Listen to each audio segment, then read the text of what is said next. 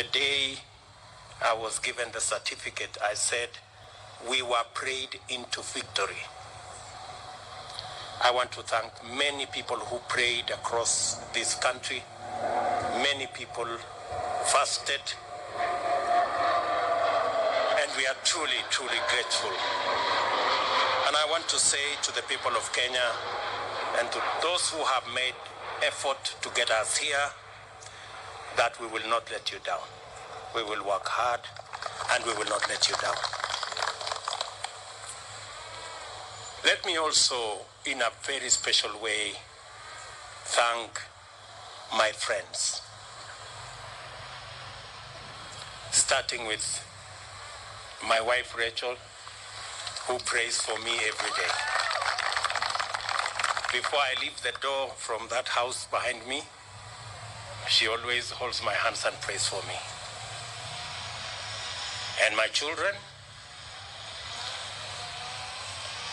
for believing in me and always encouraging me. Very special thanks goes to my friends seated here, the people we started this journey with, under very difficult circumstances. I know many of you have suffered because of being my friends.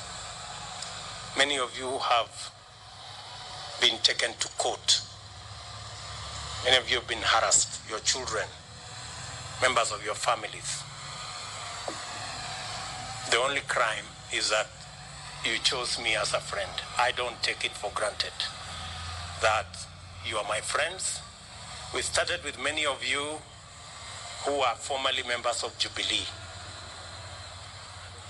You know what happened to us. I do not want to say.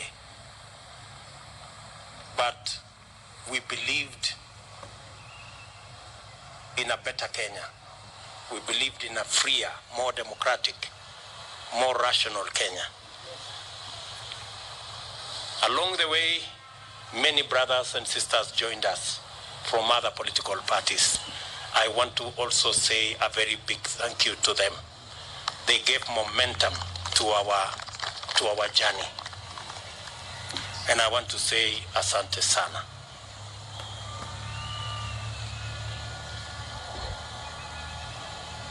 Let me also congratulate and recognize and appreciate the people of Kenya who believed in us. They went out of their way. Under very difficult circumstances, they believed in us. They listened to us. You know, the legendary Mama Mboga and Boda Boda guys, they are the heroes of our campaign. They defined this election. They were the embodiment of our quest for a better economy for our Kenya, for our country. The millions of Kenyans who believed in us. Today, by voting for me, the millions who woke up early to go and vote, they have not only voted for me, but they have opened doors and gates for their own children in every village, in every neighborhood, knowing very well that their children as well can become leaders. And every child is free to dream, and every child is free to aspire to any office. And working hard, believing in God, they can get wherever they want to go. I think my election opens possibilities for all our children, irrespective of their background, irrespective of where they come from, irrespective of their financial status. But this afternoon, With the unanimous decision of the Supreme Court of Kenya, our lengthy, suspenseful, and protracted election has come to an end. My fellow presidential candidates and I made our respective cases before Kenyans and submitted ourselves to their sovereign decision at the ballot. After the results of the votes were declared, it was taken up before the Supreme Court for scrutiny to make sure, beyond all doubt, that the will of the people had prevailed. The court returned its verdict, and I welcome it with tremendous humility. I salute the judges of the Supreme Court who have performed their duty with utmost fidelity to the Constitution. They listened to all parties, considered all issues, applied the law, and demonstrated their learning, impartiality, and patriotism. Their professionalism has elevated the stature of the judiciary, enhanced the place of petition process in legitimating election results as the true reflection of the people's decision, and afforded the nation an opportunity to reflect. It also afforded the nation an opportunity to debate and to come to terms with the implications of the last general election. I do not take this for granted, and I thank the judiciary in general and the Supreme Court in particular for staying strong as the shining beacon of constitutionalism and the rule of law, even in the most daunting of circumstances. And you know what I mean.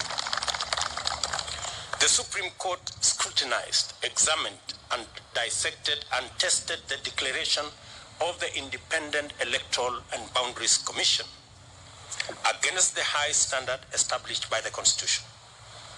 The decision vindicated the Commission's effort to go all the way and deliver an election that exceeded public expectation and fully met the constitutional threshold of a secure, transparent, free, fair, and accountable election. The return of a unanimous decision on all the 9 issues confirms the fidelity of the IEBC to both the law and the Constitution. I therefore commend the Commission for their noble achievement at tremendous and regrettable cost to serve the people of Kenya by ensuring that their sovereign will is upheld. As I do that, we are all aware that there are men and women who lost lives in this election when they shouldn't. There was blackmail, threats, intimidation, and all manner of attempts to subvert the will of the people. The IEBC stood firm. The judiciary has vindicated the IEBC. This appreciation takes us to the point of proper appreciation of the just concluded legal process. Many of our supporters were a little unhappy about the delay, and some might have been tempted to impute bad faith in the petitioners who they say they saw to be taking advantage of the law to frustrate their wishes as expressed through the ballot. A lot of this anxiety is the result of long-standing suspicion of national institutions, especially when political contestation is involved.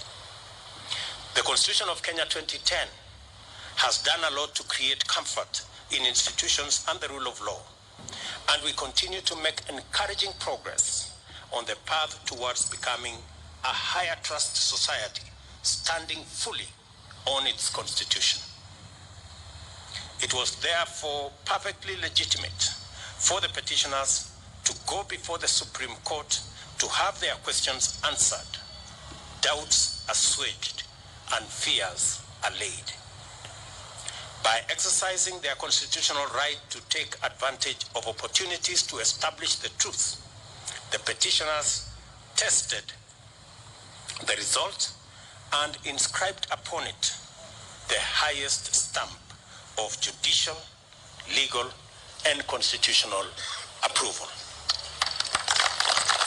Our electoral and judicial institutions have won, and the Constitution has asserted itself and prevailed. My esteemed competitors now have a credible basis on which to consider the outcome, and we are vindicated by the choice of the people of Kenya. The court's decision completes the loop of institutional stewards of the rule of law, entrench our Constitution, and express the sovereign will of the people who have articulated themselves quite eloquently. Appreciated. Wahiga Mwaure and Ruth Musheru, George Wajakoya and Justina Wamai, the Honorable Raila Odinga and the Honorable Martha Karua. May the spirit of love for country and selfless service lie long in your hearts, and may Almighty God always remember you. Competitive electoral politics can make and has made our politics an arena utterly devoid of grace. This fills the life of political candidates with loneliness, worry, and exaggerated sense that the stakes are do or die, and elections therefore matters of life and death. It poisons political competition, exterminating the sporting spirit which unites winners and losers by enabling them to access the grace to define their relationship in terms of what they share and not what divides them. Democracy is expected to unite a people, strengthen their society, and improve their institutions, and must not become an acrimonious, fearful, and desperate enterprise. We offered alternative visions and missions and submitted to the sovereign decision of the citizens of Kenya. We are only competitors, not enemies. We vied to unite and strengthen Kenya, not to divide and weaken it. I therefore consider all of my competitors to be my worthy compatriots. Kenyans are united in the quest for a better society that is kinder to its children, gentler on the vulnerable, respectful of their rights, and committed to serving them. Those who voted for me, as well as those who voted for my competitors, want the same thing for themselves and for their children. I honor this aspiration, and I am committed to do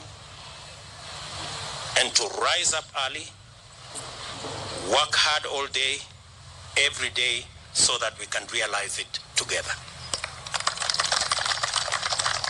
My deputy and I and the Kenya Kwanza team pledge to make Kenya a country of everybody and everyone. My administration shall do justice to all, regardless of their social status, religion, ethnicity, gender, whether they voted at all or whom they voted for. I therefore extend a hand of brotherhood to all my competitors and to all their supporters. We are not enemies, we are Kenyans. Let us unite to make Kenya a nation where everyone shall be proud to call home.